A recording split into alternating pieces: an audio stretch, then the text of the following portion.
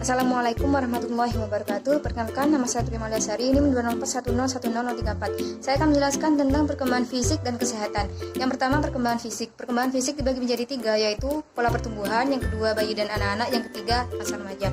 Yang pertama, pola pertumbuhan. Pada pola pertumbuhan, manusia mengikuti 2 pola, yaitu pola cephalopodal dan pola porsimosisal. Berikut adalah gambar pertumbuhan proporsi tubuh manusia selama pertumbuhan. Yang kedua, bayi dan anak-anak. Pada masa bayi, tinggi dan berat badan meningkat dengan cepat. Bayi tumbuh sekitar 1 inci per bulan selama tahun pertama mereka. Kemudian di awal masa anak usia dini, peningkatan tinggi dan berat badan menurun setiap tahunnya. Pola pertumbuhan bervariasi secara individual.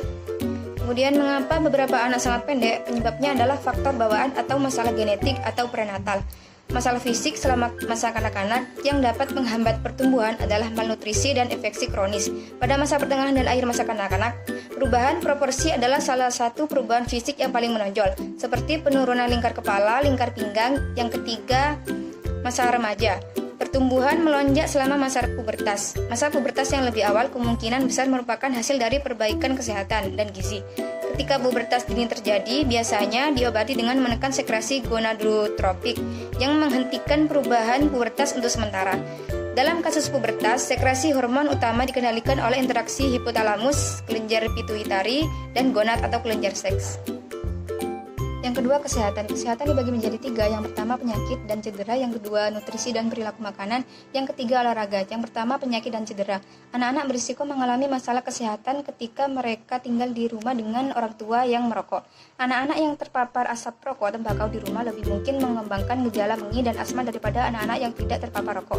Kemudian, kanker pada anak-anak tidak hanya rentan terhadap cedera, mereka juga dapat mengembangkan penyakit yang mengancam jiwa. Kanker anak memiliki profil yang berbeda dengan kanker orang dewasa. Kanker pada orang dewasa terutama menyerang paru-paru dan lain-lain. Pada anak-anak, kanker terutama menyerang sel darah putih atau leukemia dan lain-lain. Kematian pada anak kecil akibat HIV atau AIDS paling sering terjadi di negara dan dengan tingkat kemiskinan tinggi dan tingkat pendidikan rendah. Yang kedua, nutrisi dan perilaku makanan. Pola makanan yang buruk di awal perkembangan dapat menyebabkan bayi kelebihan berat badan.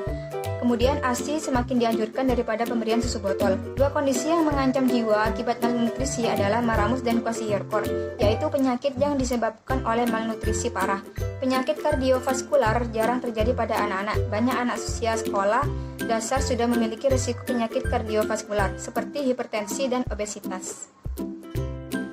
Yang ketiga, olahraga. Kebanyakan anak-anak remaja kurang berolahraga. Meningkatkan tingkat latihan anak memiliki hasil yang positif. Sekian dari saya, kurang lebihnya mohon maaf. Wassalamualaikum warahmatullahi wabarakatuh.